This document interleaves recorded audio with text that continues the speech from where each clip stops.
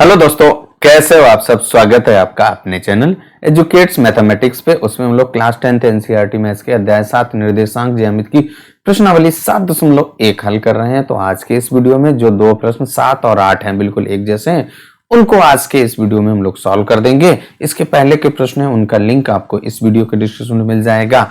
आपको क्लास 9 से लेकर के 12 तक एनसीईआरटी मैथ सॉल्यूशन हमारे इस चैनल पर मिलने वाला है। अगर आप चैनल पर पहली बार हैं, वीडियो आपको पसंद आया हो, हमारा काम आपको पसंद आया हो, तो भाई चैनल को सब्सक्राइब करना, वीडियो को लाइक करना और इसके बाद जरूरतमंद के साथ शेयर करना मत भूलिएगा। चलिए बने रहिए वीडियो में और सीधे आते हैं प्रश्न 7 पर।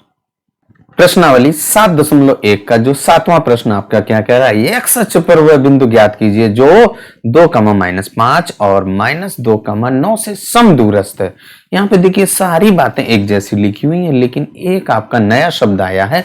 जो प्रश्न में जो हमारे शब्द होते हैं उन्हीं को लेकर के आप चलेंगे, तभी आप प्रश्न आसानी से सॉल्व कर पाएंगे। समदूरस्थ यानी सम माने बराबर, दूरस्थ माने दूर, जो बिंदु बराबर दूरी पर हो। तो देखिए हम लोगों का एक्स अक्ष पे कह रहा है, तो जब आपका कोई भी बिंदु एक्स अक्ष पर स्थित होता है तो उसके निर्देशांक क्या होते हैं। तो यहाँ पे देखिए हम लोग क्या करें, सबसे पहले मान लो आपने ये एक कार्तीय तल बना लिया, ये एक्स अक्ष और ये वाई अक्ष, यानी एक्स वाई तल बना दिया।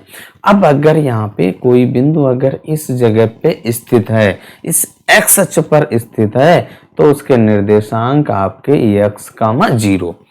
अब यहाँ पे ये बिंदु यानी एक्स अक्ष पर स्थित जो बिंदु है वो 2, -5 और -2, 9 से बराबर दूरी पर है। यानी कि इस बिंदु 2, -5 इन दोनों बिंदुओं के बीच की दूरी तथा x, 0, -2, 9 इन दोनों बिंदुओं के बीच की दूरी बराबर होगी। तो हम लोग भी क्या करेंगे, पहले x, 0, 2, -5 के बीच की दूरी निकालेंगे, फिर x, 0 और -2, 9 के बीच की दूरी निकालेंगे, फिर दोनों को बराबर कर देंगे और हल कर देंगे, x का मान आ जाएगा। तो सबसे पहले x अक्ष पर स्थित बिंदु के निर्देशांक आपके x, 0 हैं। तो यही हम लोग लिख देते हैं, माना x अक्ष पर स्थित बिंदु के निर्देशांक x, 0 हैं।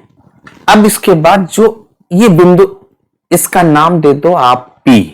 अब इससे कोई एक बिंदु है, वो आपका मान लो यहां पर A, उसके निर्देशांक आपके 2, -5 हैं। और इसके बाद एक ये बिंदु आपका B है जिसके निर्देशांक -2, 9 है। अब इन दोनों बिंदुओं के बीच की दूरी ज्ञात करेंगे, वो कैसी है, बराबर है। तो यहाँ पे P को अगर आप इसको A दे दीजिए और ये B, P को A से मिलाइए, P को B से मिलाएंगे, तो PA और PB की जो लंबाई है वो बराबर है। यही कह रहा है सम दूरस्थ यानी बराबर दूरी पर है। अब हम लोग P और A के बीच की दूरी यानी PA की लंबाई ज्ञात करते हैं। PA की लंबाई दूरी सूत्र का प्रयोग करते हुए हम लोग ज्ञात करेंगे। PA के निर्देशांकों को लिख लिया, उनको x1, y1 और x2, y2 दे दिया। अब इसके बाद दूरी सूत्र भी लिख दिया। अब यहाँ पे हम लोग x1, y1, x2, y2 के मान रख देंगे भाई। तो देखिए आपका क्या हो जाएगा, अंडर रूट के अंदर यहाँ पे x2 देखिए हम लोगों का 2 है, तो यहाँ पे 2 - x, x1 आपका x है तो उसका वर्ग, और फिर इसके बाद धन y2 आपका देखिए -5 है और y1 आपका 0 है, तो यहाँ पे -0 रखेंगे भाई, -0 रखिए, तो -0 और उसका वर्ग, इसको आप हल कर देंगे तो PA की लंबाई आ जाएगी। तो अंडर रूट में इसको हम लोग देखिए यहाँ पे 2 - x का वर्ग ही रखेंगे और -5 से 0 घटाएंगे तो -5 आएगा, उसका वर्ग आपका 25। तो PA हम लोग यही रखेंगे। अब इसके बाद देखिए हम लोग PB की जो लंबाई है उसको B यानी कि जो P से B बिंदु, दूसरा बिंदु -2, 9 है, वो भी तो आपका यहाँ पे बराबर दूरी पर है। तो यहाँ पे PB की लंबाई आप ज्ञात करेंगे। PB के बीच की दूरी ज्ञात करने के लिए P और B के निर्देशांकों को लिख लिया। P के निर्देशांक आपके x, 0 है तथा B जो हमारा बिंदु हमने लिया था उसके निर्देशांक -2, 9 है। उनके बीच की दूरी आप x1, y1, x2, y2 देना पड़ेगा क्योंकि दूरी सूत्र का प्रयोग करेंगे। दूरी सूत्र भी हम लोगों ने लिख लिया। अब यहाँ पर दूरी सूत्र में आपको केवल और केवल मान रखना। x2 देखिए आपका -2, x1 आपका x है उसका वर्ग और फिर y2 आपका 9 - 0 और उसका वर्ग। हल कर दीजिए तो PB बराबर देखिए यहाँ पे अंडर रूट। अब यहाँ पे देखिए -2 - x है, इससे आप माइनस कॉमन ले लीजिए, -1 तो माइनस का वर्ग आपका +1 हो जाएगा। ये दोनों माइनस माइनस प्लस हो जाएंगे तो यहाँ पर x धन 2 आप लिख दीजिए और फिर धन यहाँ पे 9 से 0 घटाने पर आपका 9 बचेगा। 9 का वर्ग आपका 81 हो जाएगा। अब ये हम लोगों की PB आ गई। अब बिंदु आपके समदूरस्थ हैं अतः PA बराबर PB। बिंदु हम लोगों के कह रहा था कि ये समदूरस्थ हैं तो PA बराबर PB हो जाएगा और PA का मान हम लोगों ने पहले से ही ज्ञात कर लिया है। वो आपका अंडर रूट के अंदर देखिए 2 - x का वर्ग और धन का 25 तथा PB का मान x धन 2 अंडर रूट के अंदर x धन 2 का वर्ग धन का 81। अब ये मान हम लोगों ने रख दिया। अब दोनों पक्षों का वर्ग कर दीजिए तो दोनों पक्षों का वर्गमूल हट जाएगा। अब इसके बाद देखिए जो हम लोगों का 2 - x का वर्ग है और यहाँ पे x धन 2 का वर्ग है। यहाँ पे देखिए आपका a धन b का वर्ग वाली सर्वसमीकरण लगेगी। यहाँ पर a - b का वर्ग वाली सर्वसमीकरण, यानी कि हम लोग यहाँ पर a धन b की घात 2 बराबर a की घात 2 धन का 2ab धन का b की घात 2 और फिर इसके बाद a - b की घात 2 बराबर a की घात 2 माइनस का 2ab धन b की घात 2। इन दो सर्वसमीकरणों का प्रयोग करेंगे भाई। जब भी आपको a धन b a माइनस b के रूप में लिखे हो और उनका वर्ग हो तो समझ लो आप यही सर्वसमीकरण लगाएंगे। तो यहाँ पे देखिए आप इसको हल कर देंगे। 2 का वर्ग आपका 4 धन x का वर्ग आपका x की घात 2। यहाँ पे इन दोनों का गुणा करेंगे, दूना करेंगे तो 2 दूनी 4x हो जाएगा, यानी कि माइनस का 4x और यहाँ पे धन का 25 बराबर यहाँ पे x धन 2 का वर्ग तो x का वर्ग धन 2 का वर्ग 4 और धन 2 दूनी 4 होता है तो ये आपका 4x और धन का 81। अब यहाँ पे केवल और केवल आप हल करेंगे। देखिए अब यहाँ पे ध्यान से देखें तो आपका ये x की घात 2 ये x की घात 2 कट जाएगा, ये 4 और ये 4 कट गया, यहाँ पे माइनस का 4x बचा। इस x को इधर ले आइए तो -4x ऐसे रहने दीजिए। ये धन का 4x आपका जब लेफ्ट साइड में आएगा तो माइनस का 4x हो जाएगा बराबर ये आपका 81 और उससे ये 25 घटेगा।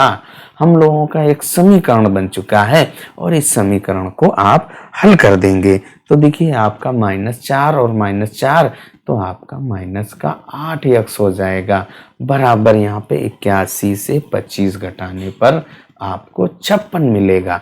अब यहाँ से आपका x बराबर क्या आ जाएगा 56 बटे माइनस का 8 हो जाएगा। यहाँ पर आप 56 बटे माइनस का 8 लिख दीजिए भाई।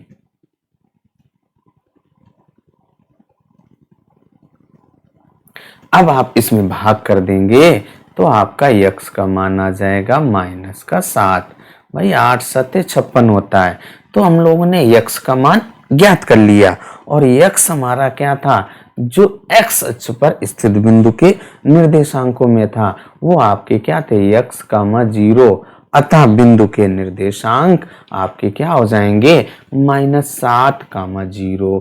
तो यानी कि जो हमारा P बिंदु था उसके निर्देशांक -7, 0 हो जाते हैं और यही हम लोगों का आंसर हो जाता है। जो 7वां प्रश्न है भाई आपका सॉल्व हो जाता है। अब आ जाते हैं अगले प्रश्न पर। 8वां प्रश्न आपका क्या कह रहा है y का वह मान ज्ञात कीजिए जिसके लिए बिंदु P और Q, P के निर्देशांक आपके 2, -3 है तथा Q के निर्देशांक आपके 10, y है के बीच की दूरी, दो बिंदु हैं उनके बीच की दूरी 10 मात्रक है।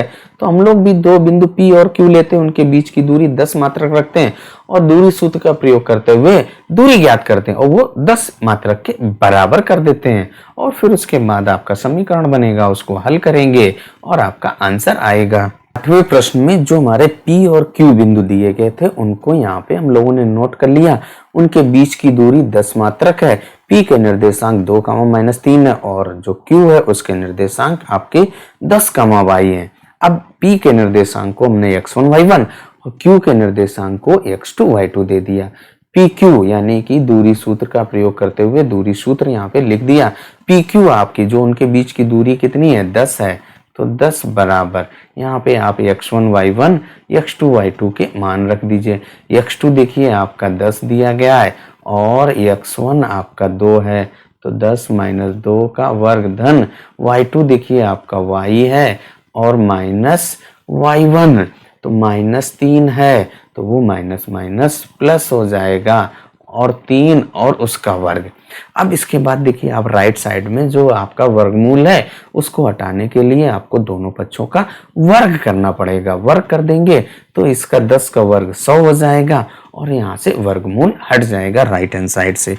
तो हम यहाँ पे लिख देते हैं दोनों पक्षों का वर्ग करने पर। दोनों पक्षों का वर्ग करने पर हम लोगों का देखिए जो लेफ्ट हैंड साइड में 10 है इसका वर्ग करेंगे तो 100 और इस साइड से आपका वर्गमूल यानी स्क्वायर रूट हट जाएगा। तो अब यहाँ पे जो आपका बचा उसको हमें सॉल्व कर देना है भाई।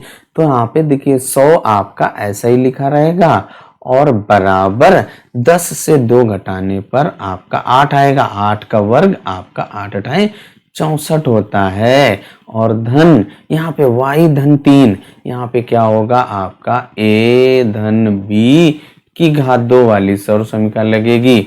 a की घात 2 धन का 2ab धन का b की घात 2 ये लगा दीजिए। तो आपका y की घात 2 धन का 3 दूनी 6 और 6y हो जाएगा और धन 3 का वर्ग आपका 9। अब इसके बाद इस 100 को आप इधर ले आइए तो ये आपका इधर 0 बचेगा। यहाँ पे देखिए आपका y की घात 2 धन का 6y इनको हमने पास में रख लिया और 64 और इसके बाद 9 जोड़ दीजिए। तो 64 में 9 जोड़ेंगे तो 9 4 13 6 और 1 7 73 और माइनस का 100। इसको हम लोग ऐसे भी लिख सकते हैं कि y की घात 2 धन का 6y और यहाँ से -73 से -100 करेंगे तो माइनस का 27 और बराबर 0। अब यहाँ पे देखिए हमारा एक ये द्विघात समीकरण बन गया।